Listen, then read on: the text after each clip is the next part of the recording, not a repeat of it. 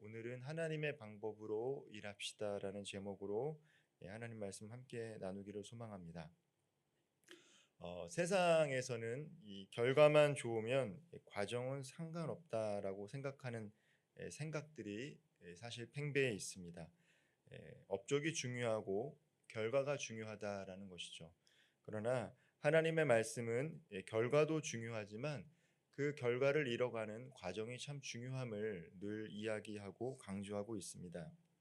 어, 하나님께서 어제 본문 말씀을 통해서 이스라엘 백성들에게 시온 땅을 주겠다라고 했습니다. 아모리 사람 시온과 그의 땅을 주겠다라고 약속하셨습니다. 진멸하라라고 말씀하셨죠. 그런데 오늘 본문 26절을 보면은 모세는 헤스본 왕 시온에게 먼저 사자를 보내서 평화의 말, 평화의 메시지를 전하는 것을 보게 됩니다. 분명 하나님께서 그 땅을 차지하라, 진멸하라 말씀하셨는데 모세는 어떻게 행동을 취하고 있습니까? 먼저 평화의 메시지를 전하고 있다라는 것입니다. 예수님께서도 화평케 하는 자는 하나님의 아들이라 일컬음을 받을 것이다라고 말씀하셨죠. 그리고 온유한 자가 땅을 차지할 것이다라고 이야기했는데 출애굽의 과정을 통해서 모세가 보여준 리더십은 바로 화평케 하는 자의 모습과 무엇보다도 모세는 모든 지면의 사람보다 그 온유함이 더하다라고 말했던 것처럼 모세는 하나님의 말씀대로 행하는 것을 보게 됩니다. 땅을 차지하는 방법에 있어서도 먼저는 평화의 메시지를 보내는 것을 볼 수 있습니다. 세일 족속과 암몬 족속과 모압 족속에게 요청한 같이 돈을 주고 양식과 물을 사 먹고 큰 길로 가겠다라고 평화의 메시지를 전한 것이죠. 그 방식으로 하나님께서 원하는 방식으로 먼저는 헤스본 왕의 그 땅을 통과하려고 했던 것입니다. 우리가 이 세상 속에서 삶을 살아갈 때에 또 경쟁하는 세상 속에서 살아갈 수밖에 없습니다. 치열하죠.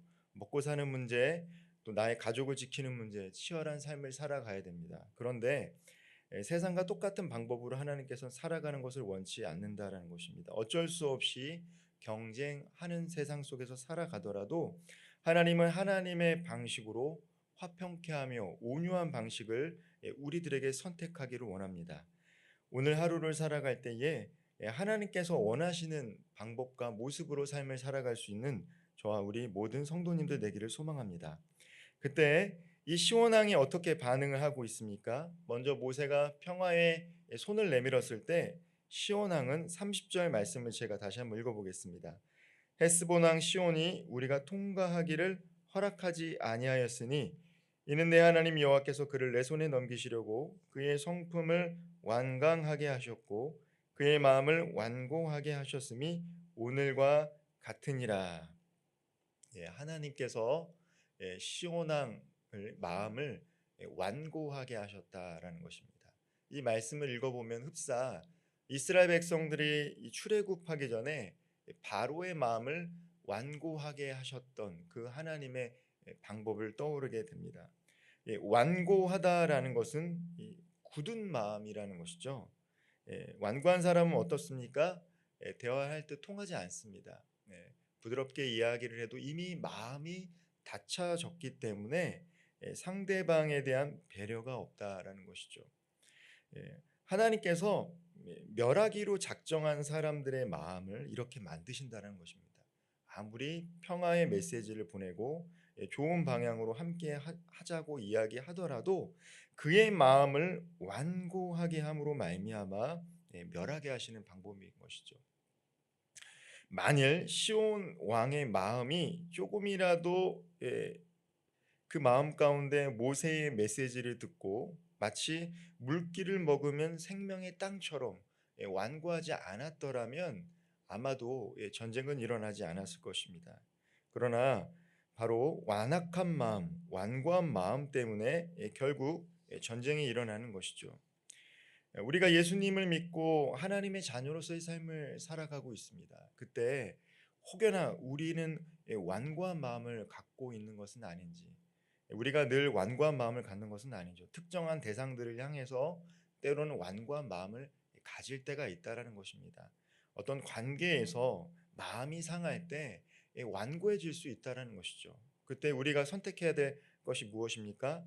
기도하는 가운데 상대방을 향해서 미워하는 마음이 생기고 이해가 되지 않더라도 하나님, 내 마음에 저 사람을 향한 완고한 마음을 갖지 않게 하여 주십시오. 이것이 참 중요합니다.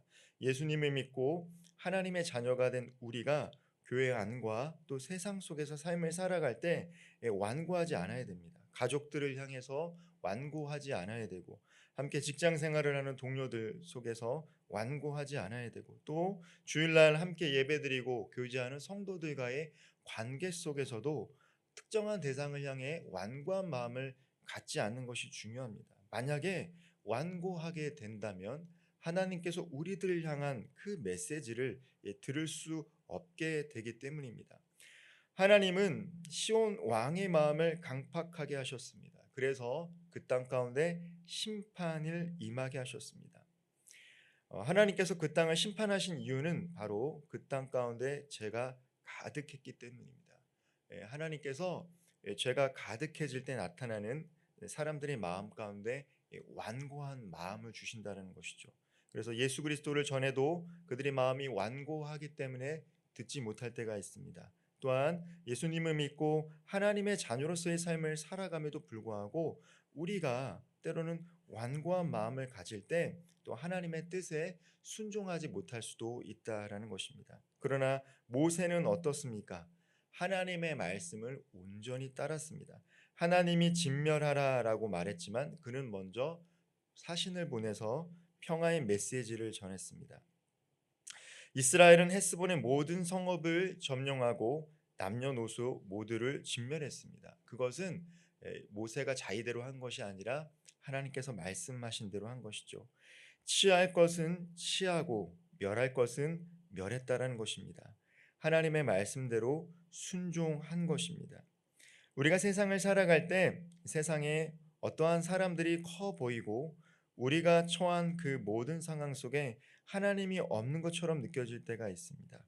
그럼에도 불구하고 우리가 말씀으로 또 기도하는 가운데 성령의 인도하심을 받고 하나님이 나와 함께 하고 계시다라는 것을 늘 믿고 살아간다라면 우리의 삶 속에서 하나님은 이스라엘 백성들을 구원해 주셨던 것처럼 우리를 구원해 주시고 도와주실 줄 믿습니다.